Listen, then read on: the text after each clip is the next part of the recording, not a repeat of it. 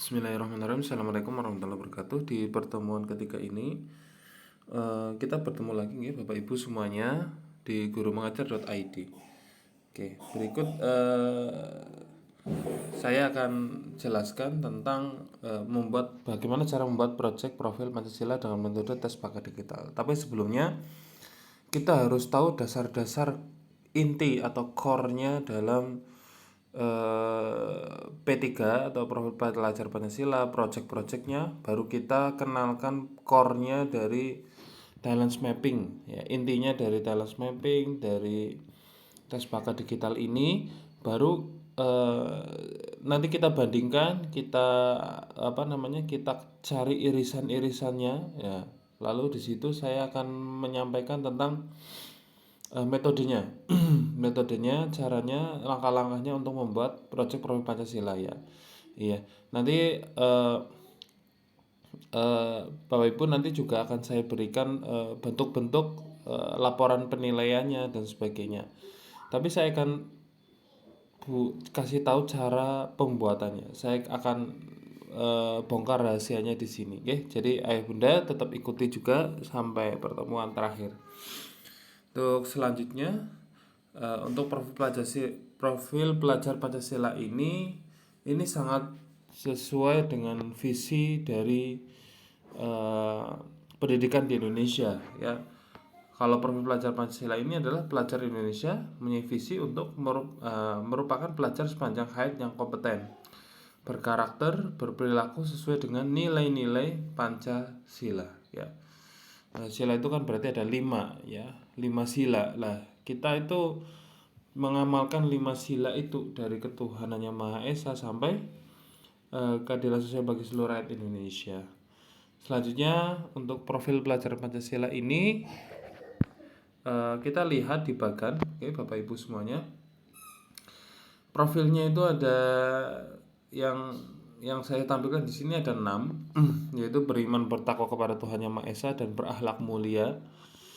Berarti ini hubungannya individu dengan Allah atau Tuhan, hubungannya individu dengan hablum minanas atau dengan sesama manusia, terus hubungannya individu dengan alam atau hablum minal alam.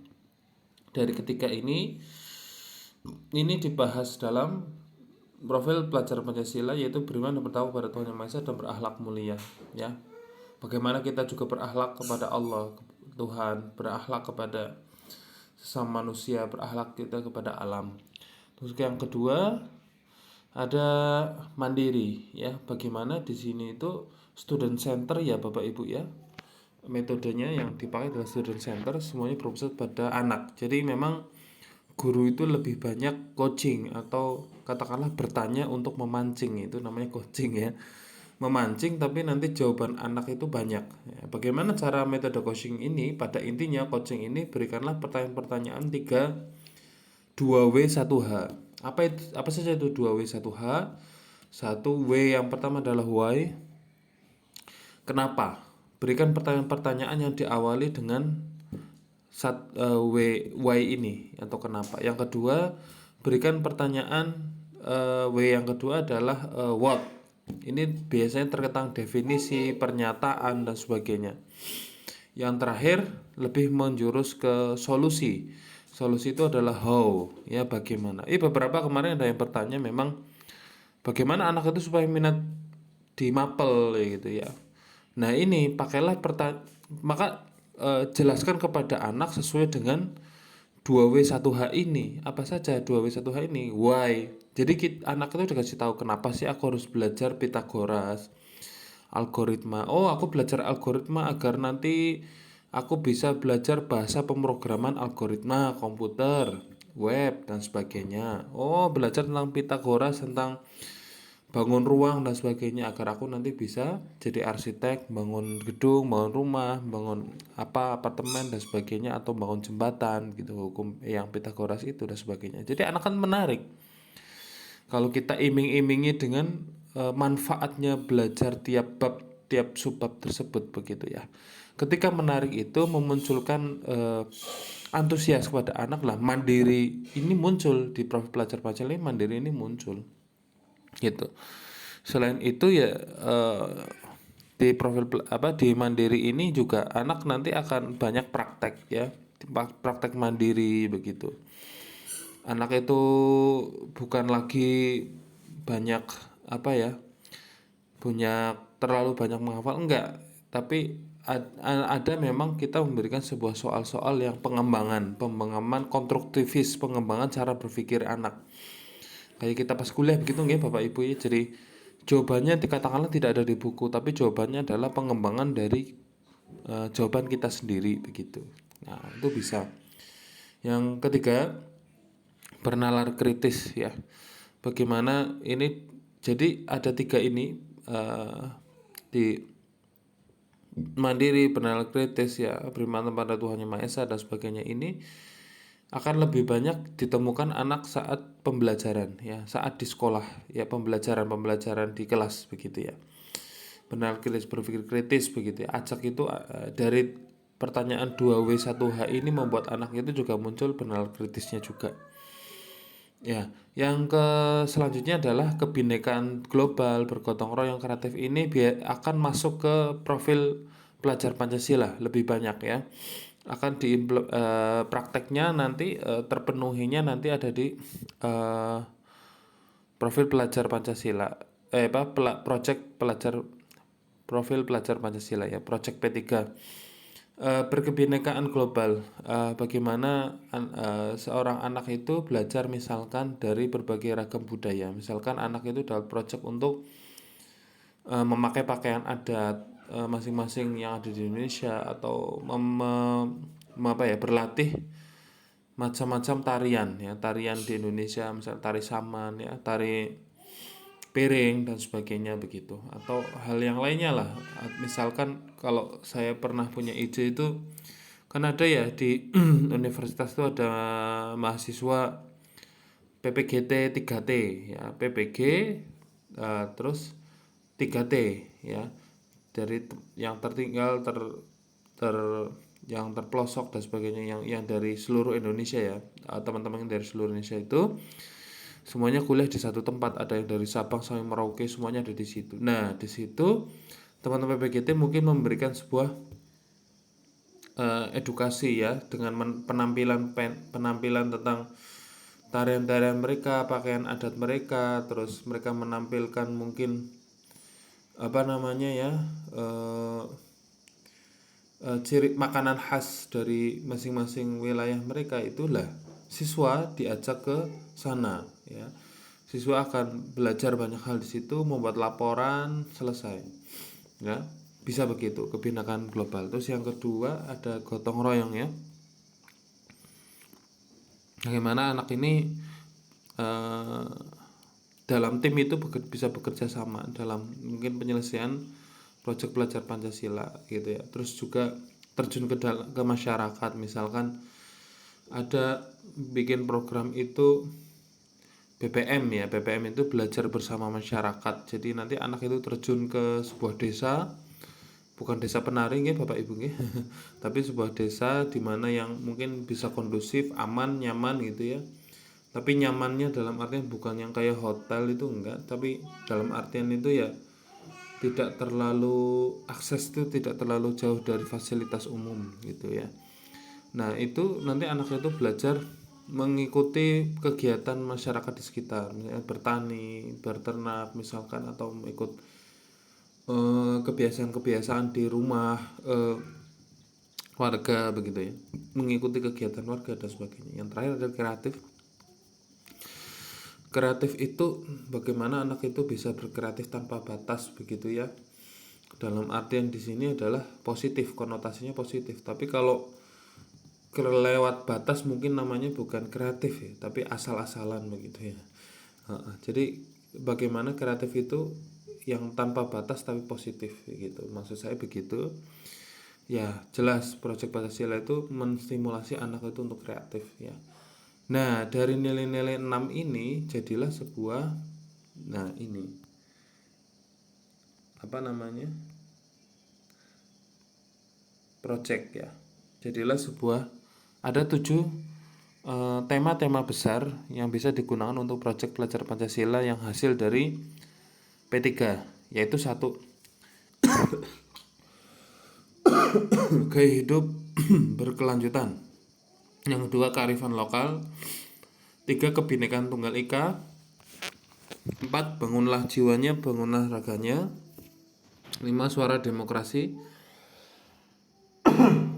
Yang keenam, berrekayasa dan berteknologi untuk membangun NKRI. Yang ketujuh, kewirausahaan.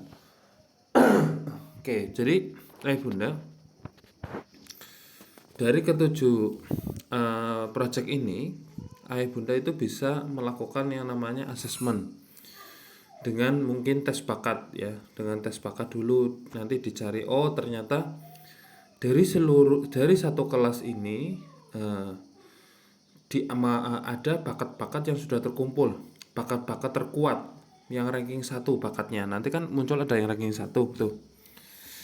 Bakat-bakat yang ranking 1 itu muncul, nanti kita catat semuanya. Yang ranking 1 di si A, ranking 1 bakat di si B, si C, si D dan sebagainya.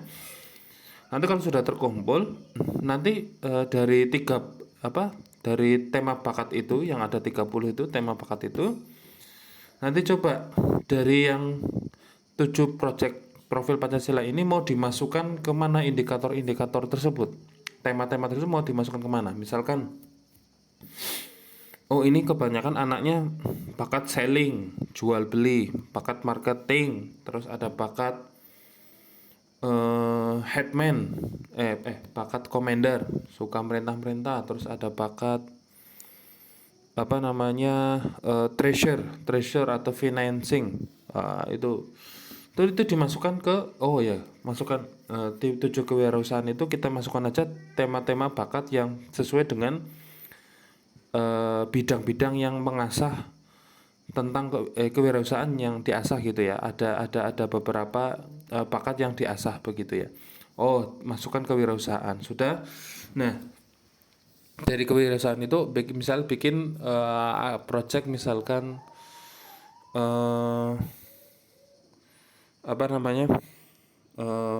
market day ya, market day.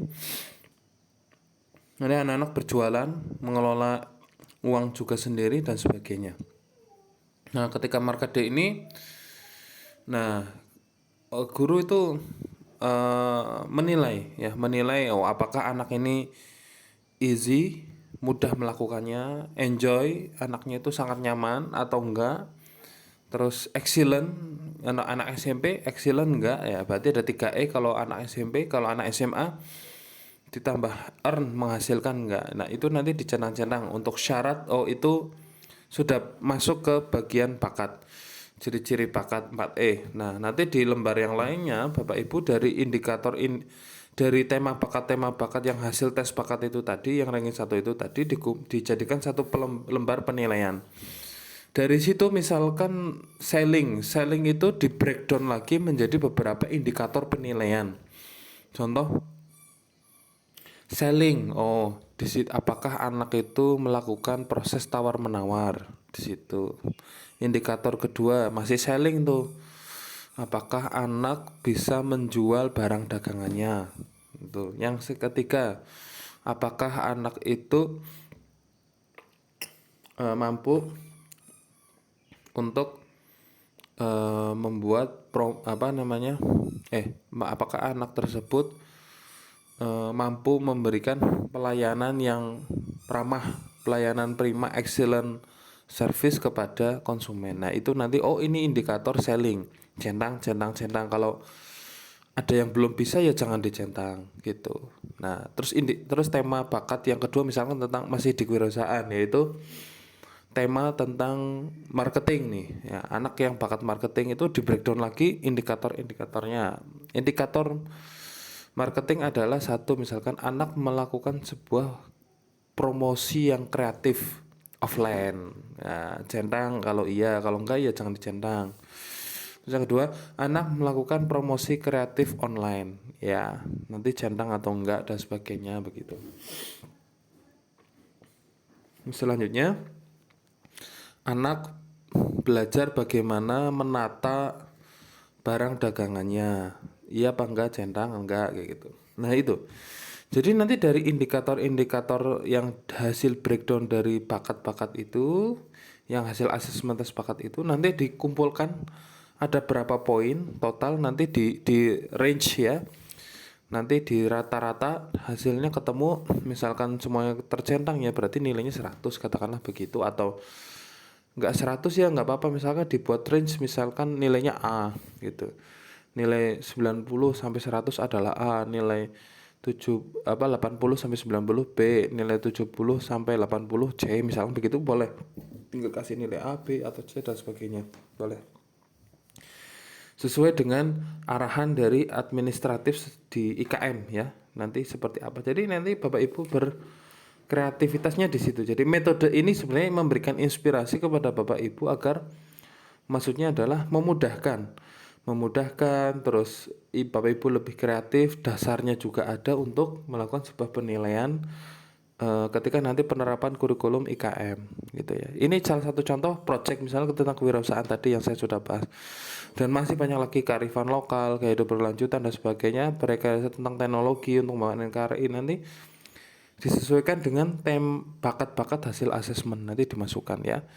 Nah, ketika sudah selesai project terus nilainya juga sudah keluar semua anak-anak, berarti kita telah selesai untuk menstimulasi bakat anak kita dengan pelajaran dengan kurikulum IKM, dengan kurikulum profil pelajar Pancasila sesuai dengan sesuai dengan tema bakat yang ada di proyek pelajar Pancasila. Nah, untuk selanjutnya Bapak Ibu, nih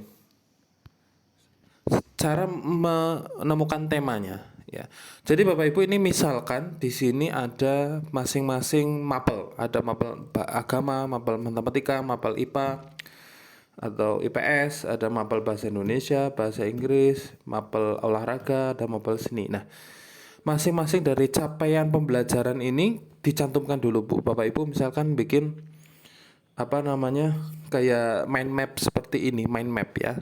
Ini sebenarnya metode spider web ya. Jadi buat kayak jaring-jaring gitu ya, atau mind map seperti ini, jaring-jaring spider web.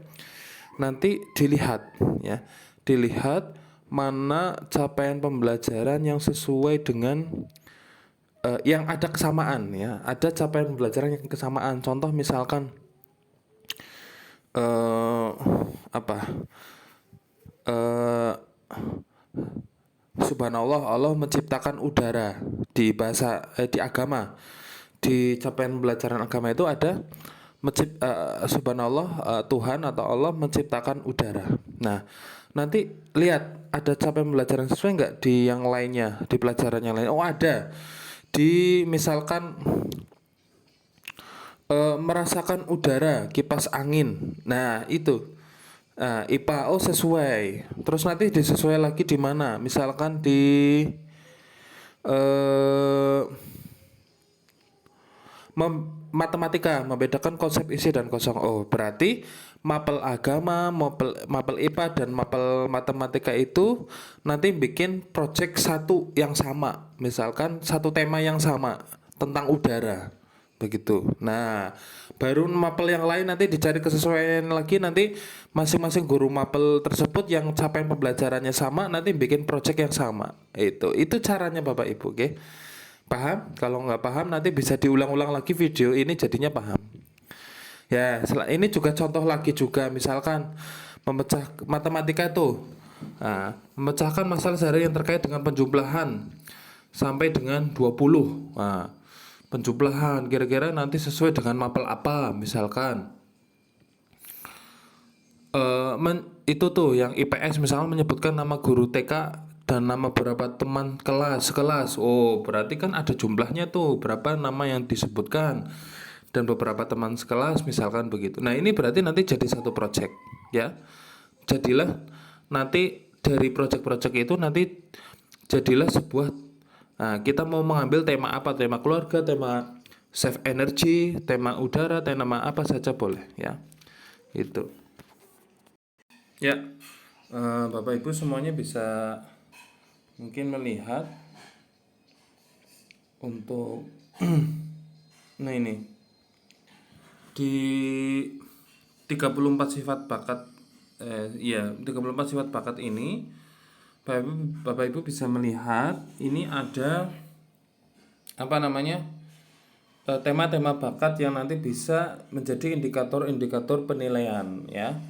Misalkan nanti intellection, konteks itu lebih ke sejarah, restoratif itu suka memperbaiki, deliberatif, ada arranger ya, disiplin, konsisten, fokus dan sebagainya.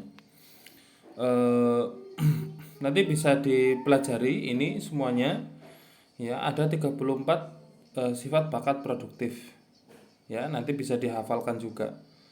Nah ini nanti Bapak Ibu setelah tes nanti akan memuncul ini semuanya ini. Nah nanti yang lingkaran-lingkaran yang warna merah itu yang di pinggir itu adalah kekuatan ya, adalah kekuatan yang nanti bisa menjadi indikator penilaian dalam proyek profil pelajar Pancasila begitu. Nah ini oke. Harapannya adalah dari implementasi proyek pelajar Pancasila ini dengan metode tes bakat ini kita akan belajar bagaimana menjalani beragam aktivitas dengan 3 kaya. 1 kaya wawasan, yang kedua kaya kegiatan, yang terakhir adalah kaya gagasan ya. Oke. Next. Nah, nanti kita lihat dari pas anak itu lagi melakukan project itu, selain faktor bakat tapi juga ada faktor minat. Faktor minat ini bisa kita bagi menjadi 3 hal yang di sini, yaitu apakah anak itu minatnya quitter, camper atau climber. Quitter itu katakanlah belum mencoba tapi sudah menyerah kalah. Nah, itu belum mencoba tapi sudah menyerah kalah. Itu biasanya berarti dia tidak berminat. Kayak gitu. Berarti dia merasa bukan gue banget gitu ya. Ya, itu. Ataupun karena dia belum pernah mencoba, makanya disuruh mencoba dulu. Kalau sudah mencoba kok tetap tidak merasa nyaman, oh berarti ini quitter ya. Dalam hal dalam hal aktivitas itu jadi quitter. Terus kelompok yang kedua adalah camper. Nah, kelompok camper ini dia sudah berjalan tapi udahlah segini aja, udahlah cukup. Katakanlah kalau orang naik gunung itu baru di tengah jalan, udahlah cukup sampai sini aja lah, nggak apa-apa gitu ya. Udah capek, udah ini masih ngeluh, udah ini ya. Nanti kelihatan kelompok anak-anak kita itu masuk ke quitter siapa saja, yang masuk ke climber siapa aja. Nanti ini bisa menjadi sebuah catatan, nanti di form penilaian itu nanti bisa catatan guru atau catatan asesor, kan ini metodenya asesmen ya, metode catatan asesor ini termasuk ke dalam climber. Ini anak karena anak ini tidak menyelesaikan proyek dengan tuntas misalkan atau apa. Terus yang terakhir adalah climber. Nah climber ini kalau kita naik gunung itu rasanya pengen banget ke puncak dan sudah sampai puncak ya. Anak ini terlalu bersemangat, terlalu menggebu-gebu begitu ya, sehingga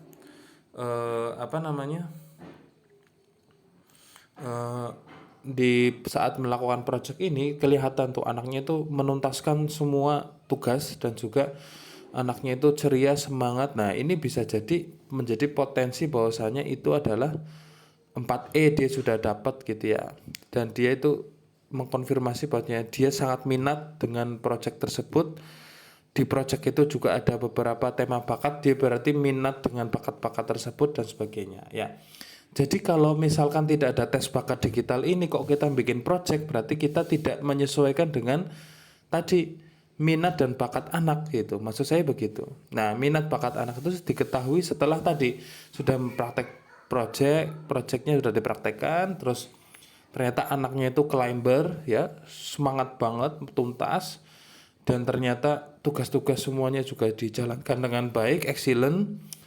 Dan kita lihat di penilaian itu saat kita bikin project misalnya tadi kewirausahaan, ada tema bakat, selling, marketing apa, dan semua indikatornya juga tercapai, terpenuhi begitu ya.